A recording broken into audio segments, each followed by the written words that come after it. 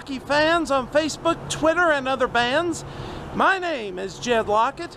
Behind me is the facility formerly known as the Riverfront Coliseum, and tonight, the Indy Fuel are in town to take on Cincinnati. I have been in a Twitter war, a Twitter compliment war, in a Twitter compliment war with an entire hockey team, specifically the Gwinnett Gladiators. Now, getting in Twitter wars is not something I would generally recommend, but in this particular Twitter war, everybody left a winner. Still though, a very sincere thank you to the Gwinnett Gladiators for hosting me, for hosting the event. It was a fantastic time. I wish you guys could have gotten a victory, but there's always next February, and I'm looking forward to seeing you again, whether it be next February or whether it be some other time. Sincerely, I really do wish you guys were closer to me than 7 hours away. I really do. Tonight is blanket night here at the facility formerly known as the Riverfront Coliseum, and I do have a blanket that I received on my way in. However, I am much more concerned tonight about a curtain, specifically the Iron Curtain, as in the Iron Curtain that was controlled by the Soviet Union for decades. Last Sunday, while I was still in Georgia recuperating from the night before, ESPN aired one of their best 30 for 30 documentaries so far.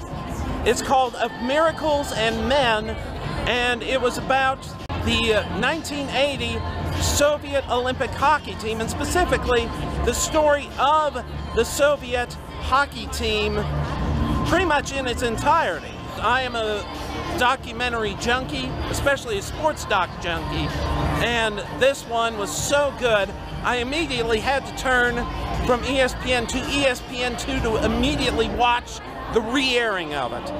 Now, in reading up on this documentary after the fact, I found out that there was actually another documentary produced basically telling this same story. A documentary by Gabe Polsky, and it's called Red Army. It has been released into limited markets, and it is scheduled to be released in other cities on a limited basis. Unfortunately, Cincinnati is not one of those cities, and I'm sad. I really would love to see that documentary, and if you are interested in seeing this as much as I am, then please tweet me with the hashtag RedArmyCincinnati. I would love to see it, and if we can get enough people together and enough interest, that would also help to convince Sony Pictures distributing the film to bring it to this area. If we can have enough pre-sale of tickets and show sufficient interest. So please tweet me with the hashtag RedArmyCincinnati. I really don't want to wait until it comes out on Netflix.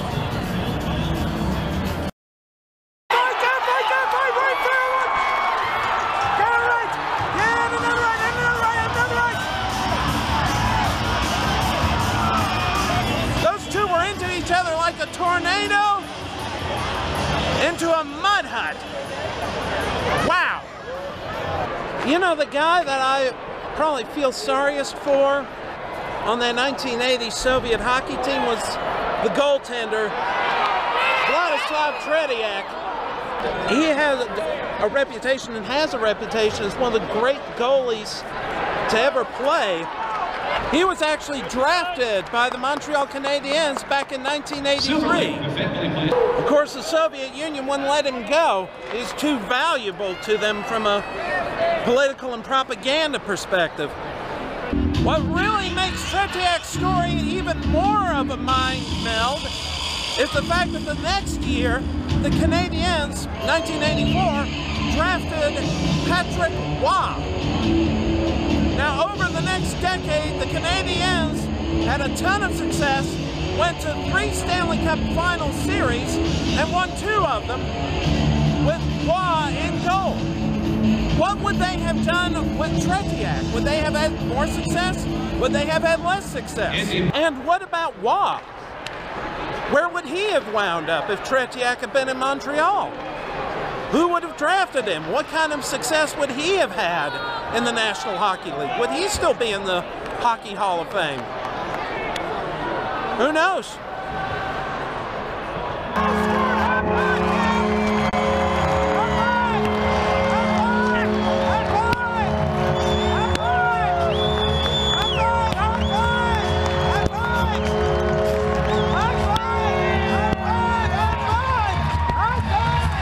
One period is in the books.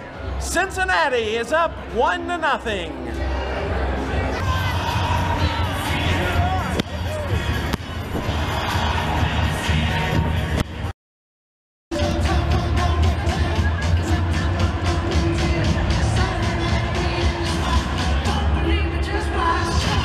If there's anything that these games in Cincinnati needs, it's more uptown funk. Amen to that. He agrees with me. The Of Miracles and Men 30 for 30 that aired this past weekend, and the Red Army documentary that I'm wanting to come to Cincinnati so bad, they all revolve around the same guy. Vyacheslav Fedorov was a defenseman on the 1980 Soviet Olympic hockey team and later became team captain. He is regarded as one of the best players Russia ever produced and was drafted by the New Jersey Devils in the late 80s. Now, unlike Tretiak, who never learned of his drafting by the Canadiens, Fedorov did learn about his being drafted by New Jersey. Because of that, there became a pitched battle between him and the Soviet government, which controlled the Soviet hockey machine. Fedorov, on a couple of occasions, threatened to quit to play unless they released him to play with the Devils. The Devils tried to get him to defect. He wouldn't do it because he didn't want to betray his country. As a patriot myself, I admire him for that. Now, at one point, Fedorov had to go meet with the Soviet Minister of Defense.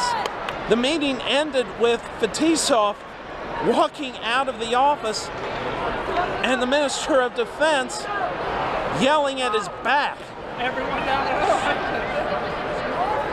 A week later, Fedorov became the first Soviet citizen granted a foreign working visa. Now that took guts.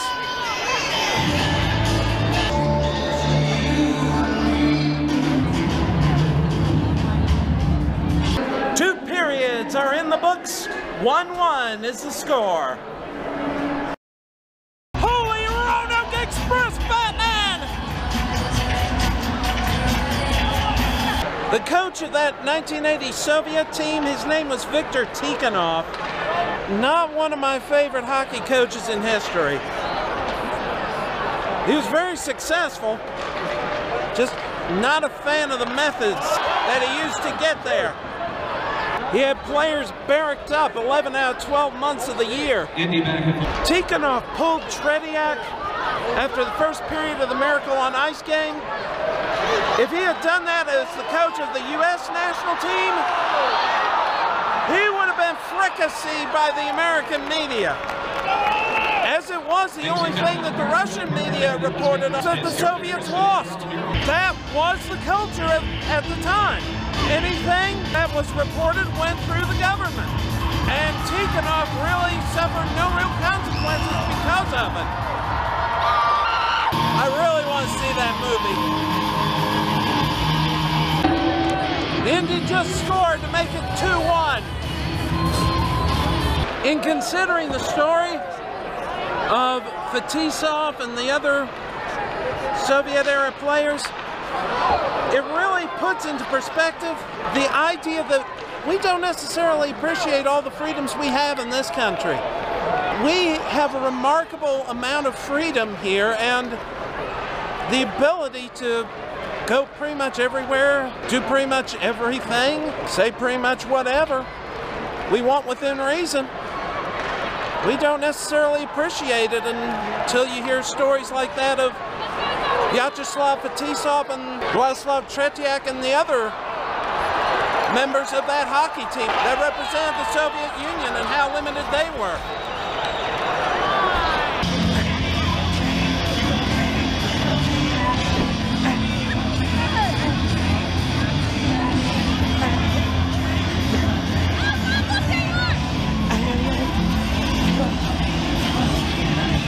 Are you okay, sir? I'm entertaining the security guards as well.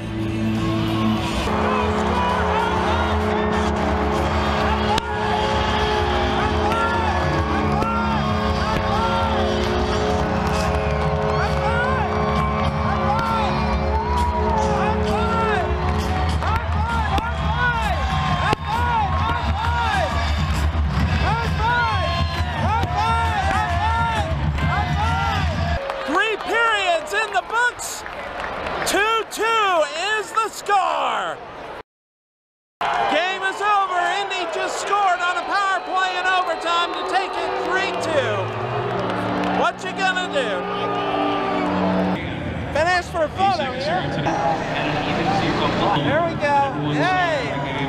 This is our new friend at the hockey game right here. Yeah, baby. That will do it for this episode. Normally this is the part of the video where I do all of that self-promotion stuff, and all of that is in the Flotchy doodle below. However, for this episode I want to close with a story. I grew up watching NFL films. Whenever it was on ESPN, I would watch it, and it got so that my mother subscribed to the NFL Films video club from Time Warner.